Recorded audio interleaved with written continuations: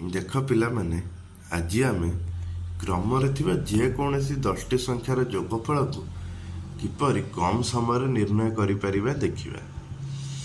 ଦେଖ, ଏଠାରେ ଗୋଟେ କ୍ରମ ଦେଲା 68, 69, 70, 71, 72, 73, 74, 75, 76 ଓ 77।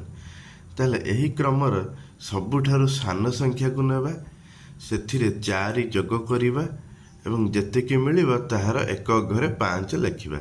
ତାହେଲେ 68 ପ୍ଲସ୍ 4 ହେଲା 72 ଏବଂ 5 ବସେଇଲେ ଏକ ଘରେ 725। ସେମିତି ଆଉ ଗୋଟେ ଦେଖ 172, 173, 174, 175, 176, 177, 178, 179, 180 ଓ 181।